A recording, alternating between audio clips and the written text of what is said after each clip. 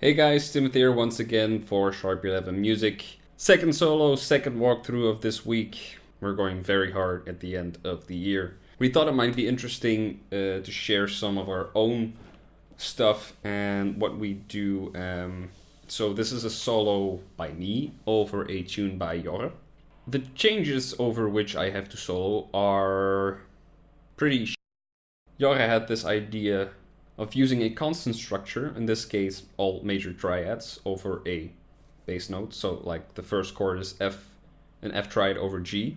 And he transposes that pretty much over the circle of fifths, or fourths actually.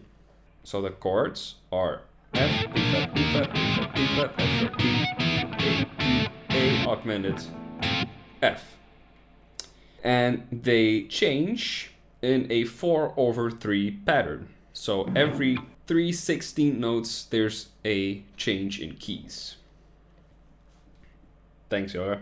So there's a couple of different strategies you can take over this, and the first one being pretty obvious, just try to follow the changes, which I did.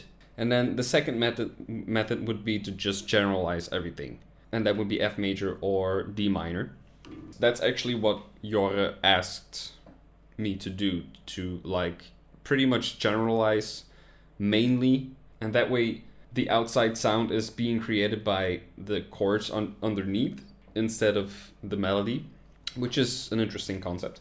But I did throw in some chord change playing in there, and the thing that helped me most was try to recognize when it would hit the D flat, and the D flat lands on the fourth beat of the first measure, and that kind of became a trigger to start playing the changes. So I can basically generalize the first part and then follow the changes in the second part, which turned out to be quite effective. To start the solo, I decided to play the melody of the tune, and the melody goes like something like that. So I start my solo with, and I make it a bit weird by timing it like a little bit loosely, and you get this almost whole tone scale feel with this. And then it gets even weirder.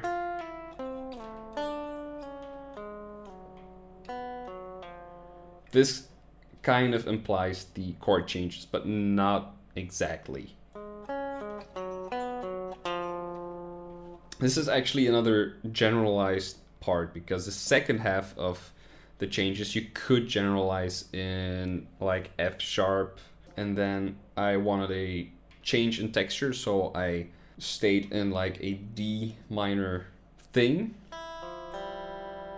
Messed a little around with altering the notes a little bit chromatically, and having this chordal texture gave it a new sound.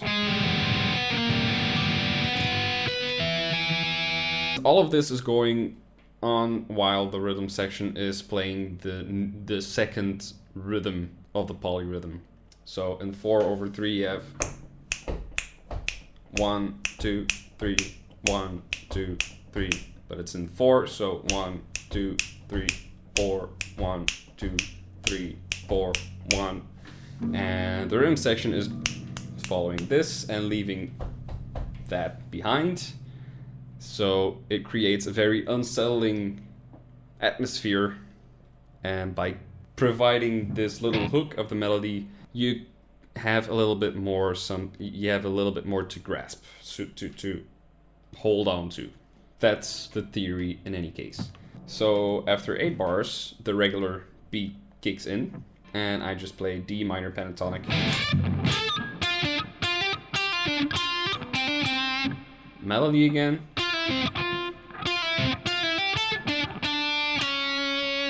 And here we have the D flat, at which point I follow the changes. So this is just D flat, D flat, E flat, F, so 1, 2, 3. And then here, this becomes C sharp over F in F sharp. So that's 5, 1, and 2. Same thing in B. F sharp, B, C sharp, 5, 1, and 2. And then E major triad, A major triad, D major triad. And then this is the sharp 5 in A. And we're back at the beginning. And then I just wanted to be a little weird, and I just transpose this up half a step.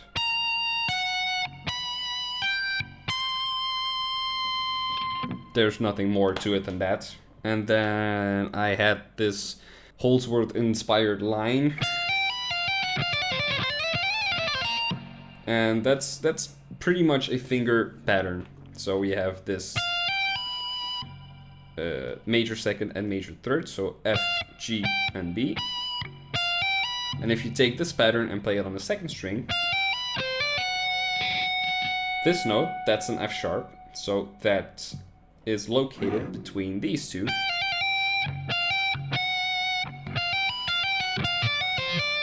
And that's something I learned from Alan Holdsworth, that kind of fingering, so I decided to use it. And same thing here, we have C, D, and F sharp, and then here it's a C sharp, so I do have to alter fingering a little bit. And then a D minor pentatonic pattern with this doubled note and a flat 5.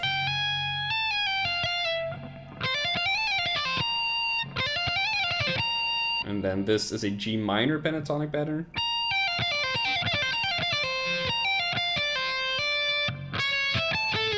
Oh. That's A major, A flat major, and then G major with a sharp 5 or flat 13 added. So not instead of the 5, but added to. So that's a regular G major triad, E flat, D, E flat, D.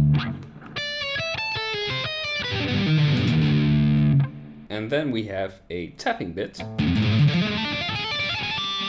which is a little tricky because I get a little cross-eyed by doing it. But the concept is very simple. I learned it from my teacher back at the conservatory, which is cool because I studied jazz and you learn stuff like this, so he was a cool guy. And it's again D minor pentatonic. So that's just your D minor triad, D, F, A. And then here, you have G sharp or A flat, A, and D. So you have an almost doubled note, and then you have an actual doubled D.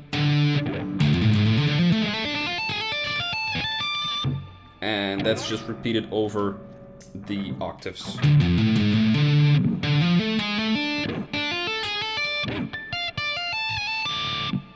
That's basically it.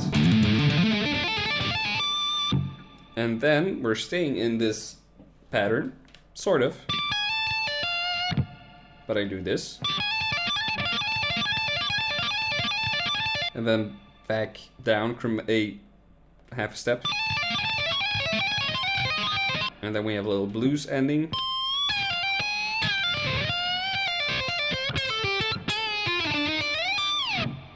And I bend this note up to a D, so C to D.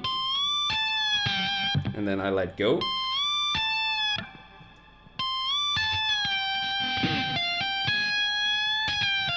And that's my blue note.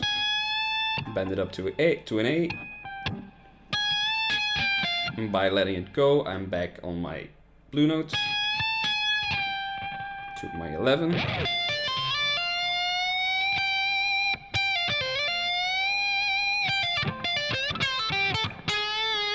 blue note.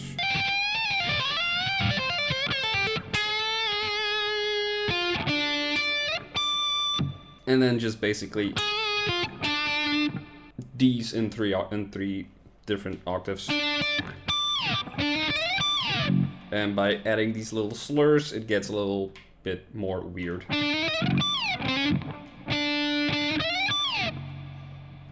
And that's basically the entire solo. So actually, in spite of all the chord changes that are whizzing by, for the most part, I'm generalizing in D minor or F major, occasionally following the changes. And this A flat, G, it's not following the changes at all. I'm basically making up my own chord changes at that moment. But I just like the sound of it. It's just weird, and I like weird sounds. And that's basically it. Tools, I use timing, like in the beginning, making it a little bit awkward and using different textures.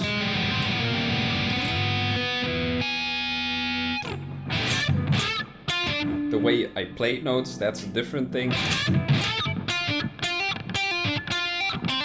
I liked how this ending accidentally had this bumblefoot kind of sound.